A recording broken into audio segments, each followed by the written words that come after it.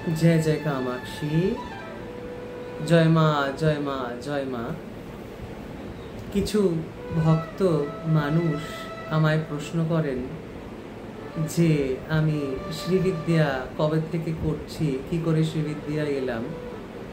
দেখুন, আমি খুব ছোটবেলা থেকেই সাধন ভজন করছি।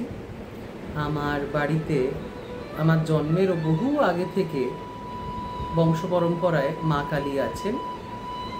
আমার কুলদেবী মা কালী, আর আমার মা বাড়ির কুলদেবী মা দুর্গা।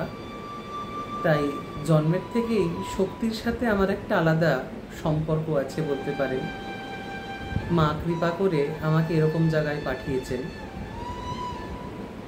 আমি বহু বছর,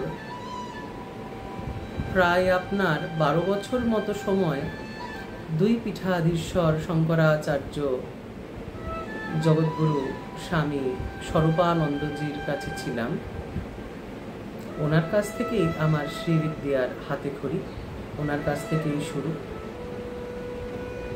মায়ের আশীর্বাদে, ওনার আশীর্বাদে উনি যেদিন ব্রহ্মলীন হন সেদিনও আমায় অনেক আশীর্বাদ করেছেন।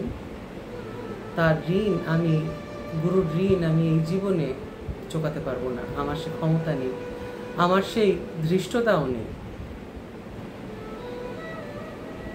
তারপরে আমি দক্ষিণ ভারতে যাই। ওনার ব্রহ্মলীন হওয়ার পরে,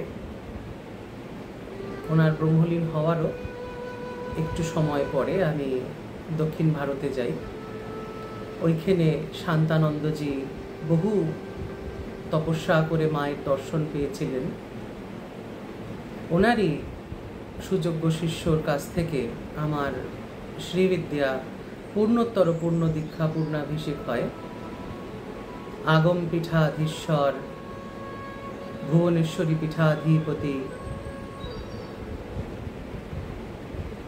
স্বামী প্রণবানন্দ ব্রহ্মেন্দ্র সরস্বতীর কাছ থেকে আমি আমার গুরুদের কাছ থেকে অনেক ভালোবাসা স্নেহ পেয়েছি। আমার মনে আছে জগৎগুরুজি রাত্রি 10টার পরে লোক চলে গেলে আমাকে পড়তে বসাতেন ওনার কাছে। কিছু কিছু দিন, কিছু কিছু সময় যখন যখন আমি সময় করে উঠতে পারতাম ওনার কাছে যেতাম। উনি 10:30 থেকে 12টা অবধি আমাকে রাতে পড়িয়েছেন, এমন অনেক দিন হয়েছে। আবার সকালেও উনি পড়াতেন। আবার ভগবান প্রণবানন্দজির কাছে ও পড়াশুনো করেছি রাত্রি 9টা থেকে 1টা অবধি। ওনারা যখন পড়াতেন বা প্রণবানন্দজি যখন পড়ান তখন সময়ে কি বা কাকে বলে বুঝতে পারিনি। তাই এখনো মার কৃপায় শিখে যাচ্ছি, শেখার তো কোনো শেষ নেই। আপনারা অনেকেই জানতে চেয়েছিলেন যে আমি শ্রীবিদ্যা কত বছর করছি আর কবে থেকে শুরু করেছি, কি করে করেছি, তারই একটি ছোট ভিডিও করে দিলাম।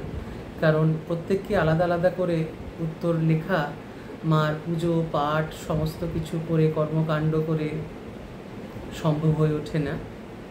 আপনারা আশা করি সবাই মার কৃপায় খুব ভালো আছেন। খুব ভালো থাকুন। জয় মা, জয় মা, জয় মা।